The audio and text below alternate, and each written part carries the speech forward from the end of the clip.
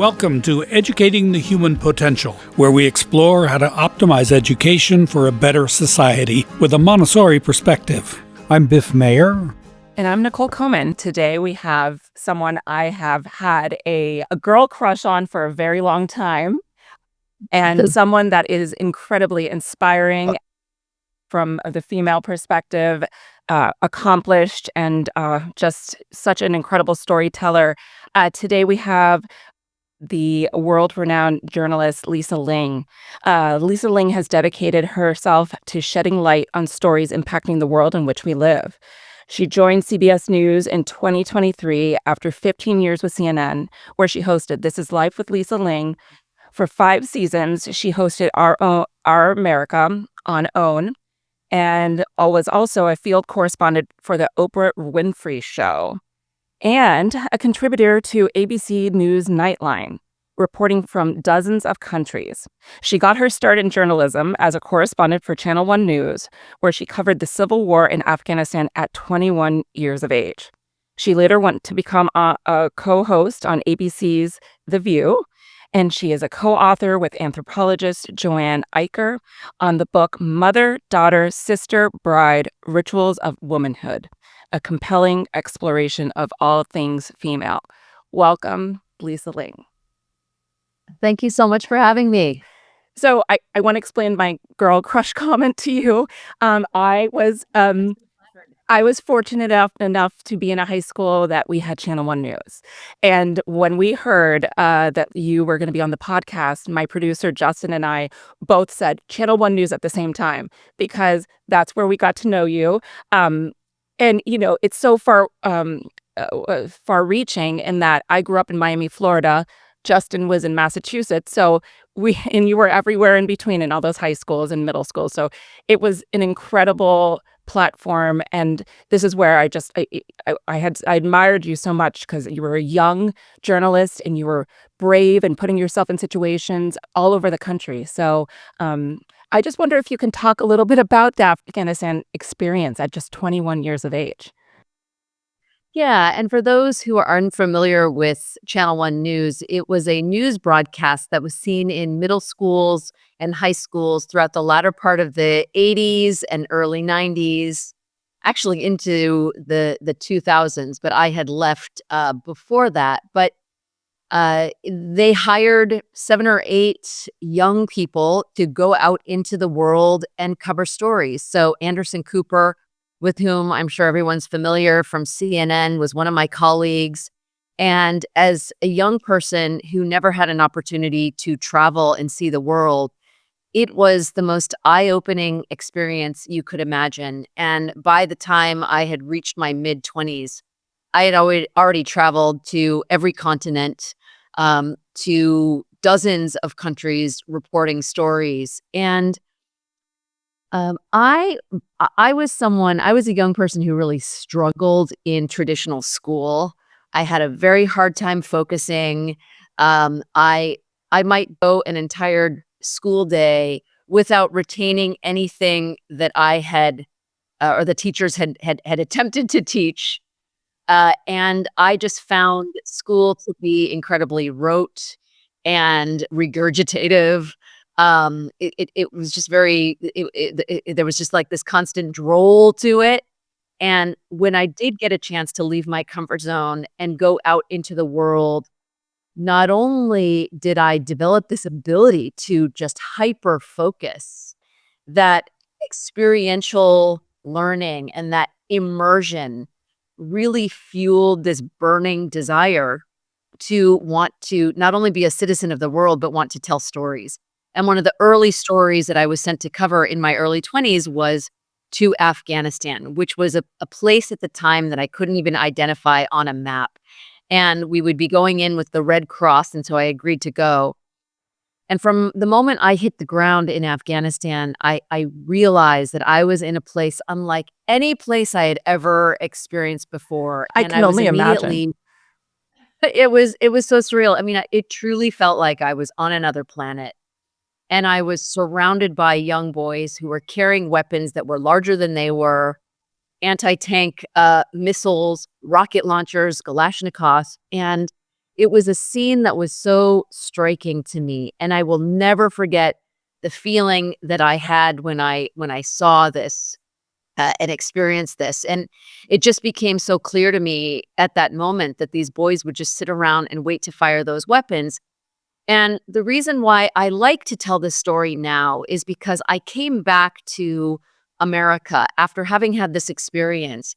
And I tried to engage my friends and my colleagues about what I'd just seen. And no one had any clue that this scene existed in the ground, even though my country, the United States, had been so deeply immersed in Afghanistan throughout the 1980s when Afghanistan was fighting a war against the Soviet Union.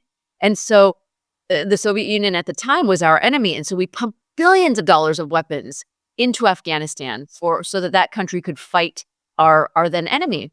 And so many of the weapons that those young boys were harboring and holding very well could have been paid for by my own country, yet no one in my world had any clue that this scene existed in the world. Fast forward, right, to a couple of years ago when our own country, the United States, exited Afghanistan after being enmeshed in conflict there longer than any conflict in American history. My own country. Yet, it strikes me today that if we went out and polled 100 people, I wonder how many of those people would be able to correctly identify Afghanistan on a map today, despite our involvement. And that experience, and thinking back on it now, really propelled me to want to communicate these kinds of stories and humanize these kinds of stories to a bigger audience because our involvement there, and because I feel that it's incumbent upon all of us to be citizens of the world and be aware of where our taxpayer dollars are going in funding these long-standing conflicts that may very well eventually come to affect us very directly in America. Right, right. Can I know that was a very long answer to your no, question. it was a great answer. But I have a question about, I wonder whether your the way you tell stories when you are reporting, whether that got started because of the audience that you were reporting to early on. Because I would imagine if you knew your audience was young people, and it probably impacted the way you were communicating. Of course, you were a young person too, not much older than they were. When you watch my reporting now, it's not very different from the reporting that I did when I was 19, 20, 21 years old. It's very experiential reporting. And to be honest with you, while I do consider the audience, for me, being immersed in communities and environments that are different from mine, it's hard not to want to communicate all that I am seeing to the audience, whatever that audience is. And I found that, that was something that I have felt and continue to feel, that it's a gift that's been given to me, and it's a responsibility that I am acutely aware of at all times, that my eyes are seeing these things. There's a reason why my eyes are seeing these things. It's so that I will be able to communicate what I'm seeing to people who might otherwise not know that these things are happening or these communities exist. Right.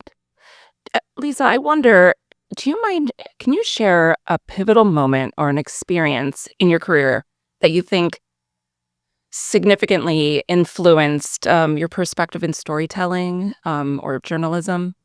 Is there one thing that stands out if you had to? I'm sure you have thousands and dozens of experiences, but I wonder if there's one thing that sticks out to you. That experience that I had in Afghanistan certainly was probably the most pivotal experience that I had. But anytime I find myself immersed in an environment that's different than my own, again, like, all my senses are heightened. And I, like everyone, have preconceived ideas of what the story is going to be like. I mean, anytime I leave my comfort zone, I always think to myself, um, all those preconceived ideas that I've always had about a community or an environment, they come, they flash before my eyes. And once you hit the ground and you engage with people, human to human, you look people in the eyes, you break bread with them, you engage in conversation with them, you very often find that everything that you thought is probably pretty different, right? It very often turns what you've thought on its head. And so I've been fortunate enough to be able to spend a career doing exactly that, taking stories or communities that you might think you know about, that you may have heard about, have an opinion about even, but introduce you at a deeper level with the hope that you might think differently or maybe even have a little compassion for the stories of your fellow humans. That's why you say education is the best education is travel. That was Absolutely. And that was something that you said yesterday that really stuck with me.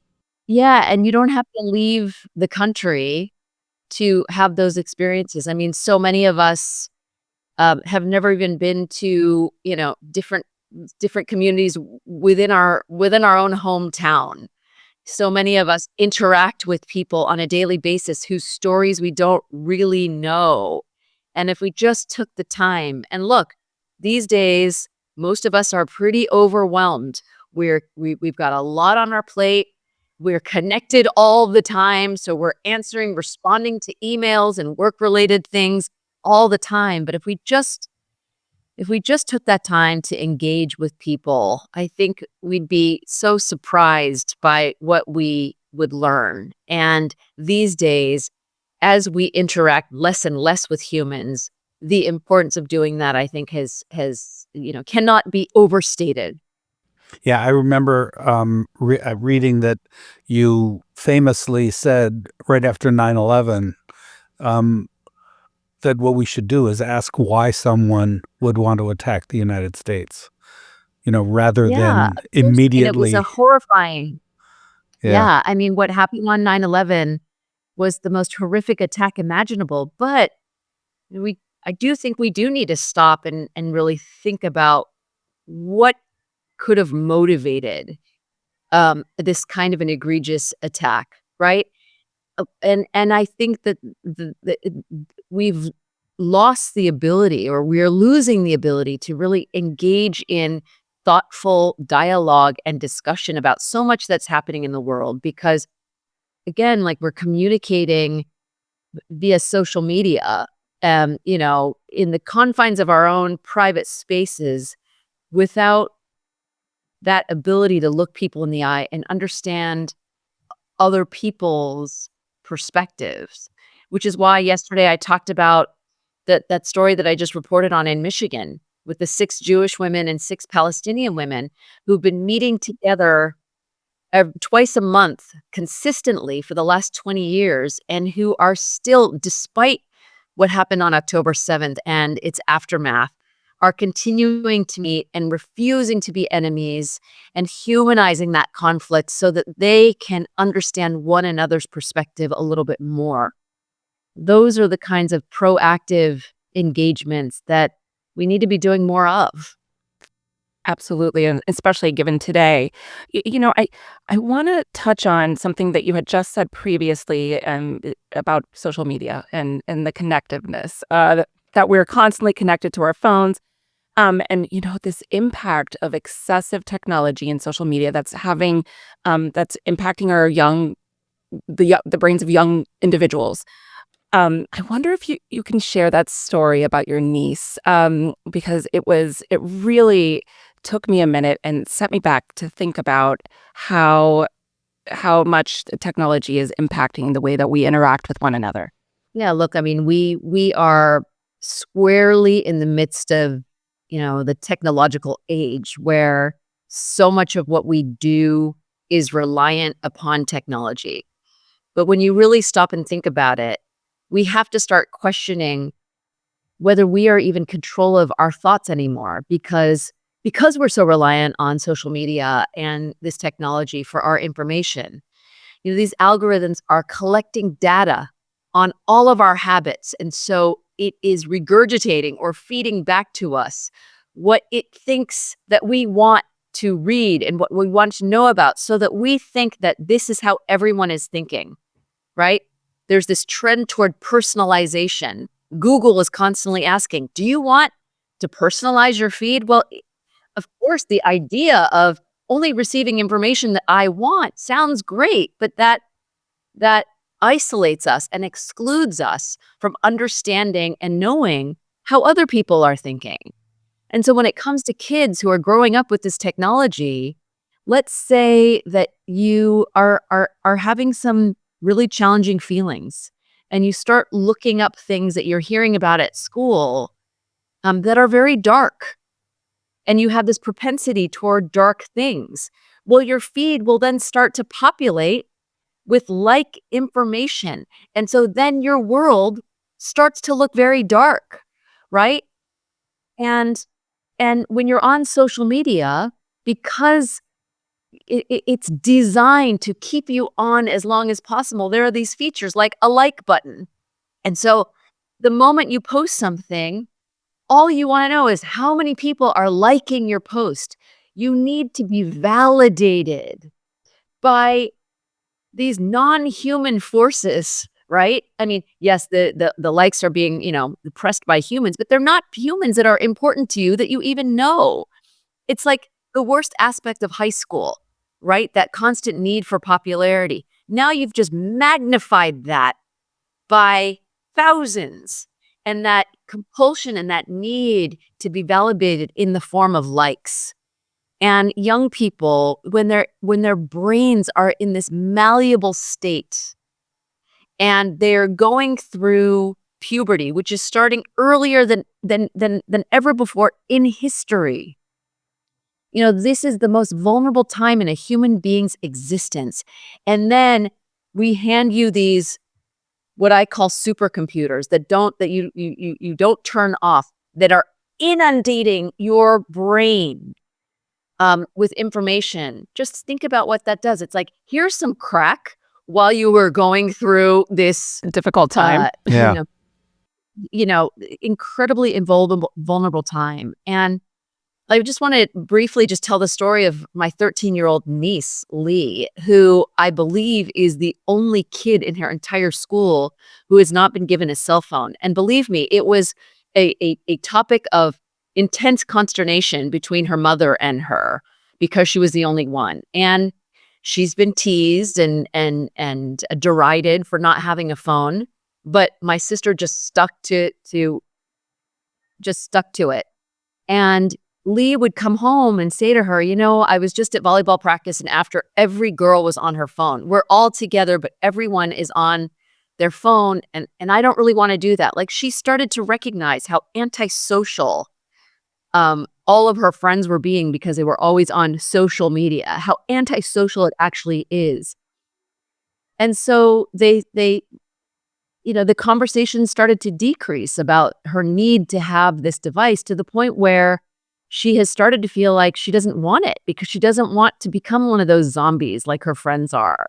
And I was there with her over the holidays, and I have to tell you that I have not experienced a teenager as present in a very long time as my niece Lee was. She not only just wanted to hang out with us and spend time with us, but she created all these activities for her younger cousins, like all these crafts. They were making beaded bracelets. They were painting. They were making buttons. Then they were baking. It was like every moment was occupied by creative endeavors and just hanging out and talking, right? and Engaging. spending time. Mm-hmm. And it was the most engaged I'd been with a young person, and I don't know how long I can remember. And so I told my niece that I talked about her at the Montessori conference, and she was so moved. And I think that increasingly more and more young people are starting to recognize this to be true, that their thoughts and their behaviors are not in control of them anymore. In fact, my now 11-year-old was talking to my friends. She's now 15, and she was saying, "Noah, how old were you when you got your phone?" And Noah said, "I was 12." And my daughter said to me, "See, Mom, Noah got her phone when she was 12." And you know what Noah said? She goes, "It was the worst decision my mom could have ever made Oh, wow. because I am totally addicted to my phone, and I wish she hadn't done it." Yeah. And I said to my daughter, "See, Jet, Yeah. You I heard didn't it here ask her to first. say it. Yeah. I didn't put her up to it. Yeah. She volunteered that information, which signals to me that young people they're so smart, and they are starting to recognize this stranglehold that these algorithms and that these devices are having over them, and the deleterious impact that it's having on their mental health. Yes. And that's exactly where I was going with the initial question, because it's impacting their mental health. And that's one of the areas that we're so concerned about it. And when we talk about education, so the premise of this podcast is education. And we've been talking about technology this weekend. We've been talking about mental health. I, I know we only have a few minutes left with you, so I wanted to ask really quickly, speaking of that, how do you think that we can cultivate the spirit of curiosity in young people today, especially when we think about um, storytelling? And I think I wish Channel One News still existed, because it was just so lovely to be able to, in the morning, to learn what's going on around the world and see young people report back to us as young people, and be able to tell these stories. So how do you think that we can cultivate that curiosity with our kids? Well, look, this is a challenge that we are all dealing with. And for me to so stridently come out and say, like, get rid of devices and have kids just be bored and read books so that they can, imagine these worlds. That is what we should be doing. But I also recognize in these times and the pull that these devices have. But I do think that being bored, there's something about being bored, right? That allows kids to activate those creative juices in their imagination. And I see that in my own kids. I see that in all kids, and expose them to environments that are different from them. And again, I would never begrudge people for the decisions they make about devices, but I'm even thinking about, I know how much time I am wasting when I go down the rabbit hole of social media. I am actually thinking about buying a flip phone and using that during the day, and then, responding to my emails, and even going on social media just when I'm in front of my computer, either in an office or at home, and that's it. There's no reason why I need to be checking emails into the night or when I'm with my family. And having this device that's on my person at all times. And it's a challenge. I realize that I have to model better behavior myself if I'm ever going to be able to convince my kids that it's the right thing for them. And that's difficult. And so I think that it is. I think the best thing that we can do for our kids is try to model the behavior we would like to see in them. Mhm. I support you starting a trend and bringing back the flip phone. I will follow you on that trend. So two things. I want to get to your show Takeout, because I got to watch a few episodes in preparation for this, and I'm a big foodie. But I wonder if you can share a little bit about the premise of Takeout and with our listeners. Sure.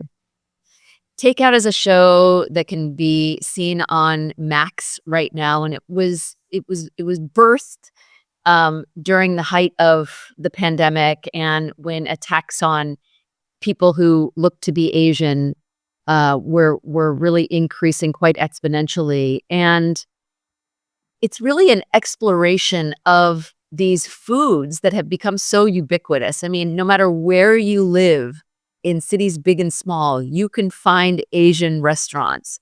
But but the challenge in watching the show is to think about or tantalize you to want to know the stories behind so many of those foods and restaurants. And as someone who was very disturbed by the attacks that were happening in the Asian community, it made me realize what a lack of the lack of stories that were included in the history that I learned in school. I mean, I went through my entire educational life before college without knowing about the contributions of a single Asian American in this country. Yet the roots of Asian Americans go so far, far. And this is just to say that it's so important for us to be familiar with diverse histories, because I would argue that all of these histories belong to all of us as Americans, and that knowing these diverse histories allow us collectively to become more empathetic, which is something that I believe can be taught, and it's best taught when young people are school age and when they're kids. And I truly believe that if we had been exposed to more diverse stories and histories and books when we were younger, we wouldn't find ourselves in this fractured and polarized state that we're in right now. And so takeout really is this delicious, scrumptious introduction to history that belongs to all of us. Yeah. Yes. And it came because your grandparents had opened a Chinese restaurant when you were younger, but did you ever get to experience it? I never did. My grandparents were highly educated. In fact, my grandfather got his undergraduate degree at NYU and an MBA from the University of Colorado. But when they finally immigrated to the United States, they couldn't get hired to work in the professional world because they were Chinese. And so they scraped together enough money to open a Chinese restaurant, even though neither of them knew how to cook, because it was one of the few ways that people who were Chinese could eke out some semblance of the American dream, because for some reason there was an appetite that developed for Chinese food, and that was their pathway to some semblance of the American dream. And my grandmother and grandfather, I don't know if they would ever say that they achieved the American dream, but is one of the pathways for my grandparents and so many who have immigrated to this country to be able to retain their culture, but introduce new and delicious flavors to what has now become a pretty, I think, a country that has become connoisseurs of rich and diverse flavors. Yeah. Can I ask one last quick question? You mentioned yesterday that it made you really hopeful to look at the way young people are committed to changing and bettering the world. And you mentioned that you think that's a shift from a largely consuming obsession that is being replaced. And I'm just wondering whether you would say that some of that commitment to changing the world is as a result of increasing exposure to diversity. I certainly think so. I think when we were growing up, we didn't really think about the consumption of resources, right? We just thought they were unlimited, and we didn't think about where they come from. We didn't acknowledge it.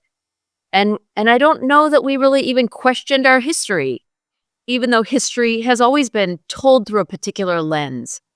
And as we have become increasingly more aware, as we start to hear more stories, as we become more familiar with the plight of marginalized Americans in this country, I think that we feel more compelled to do right by all Americans and to think about ways in which we can do better for our planet and all of the other species that inhabit this planet along with us.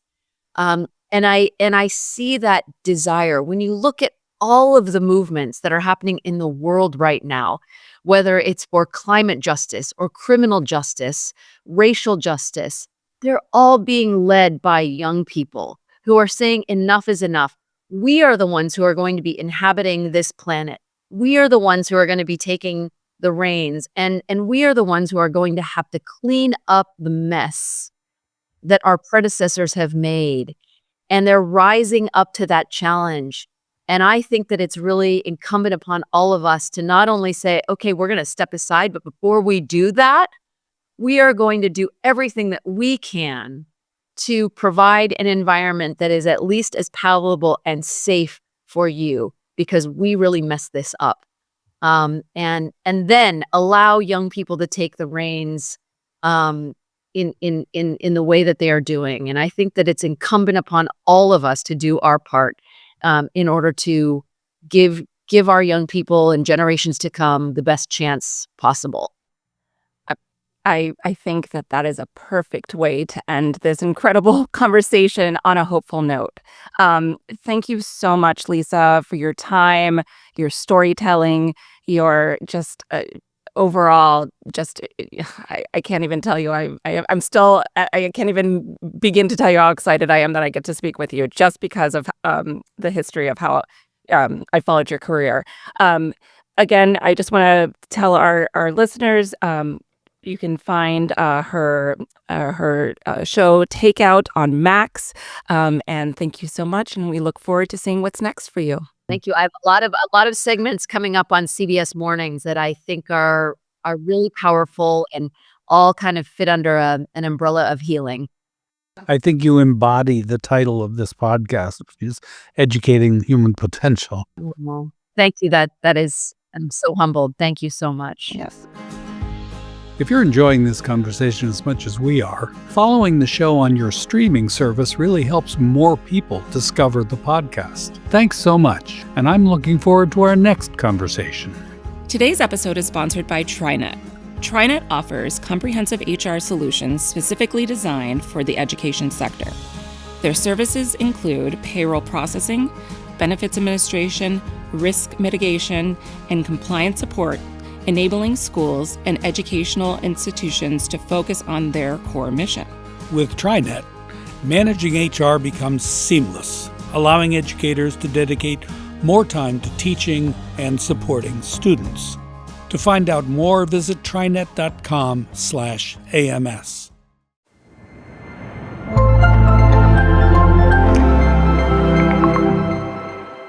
This podcast is produced by AMS, the American Montessori Society.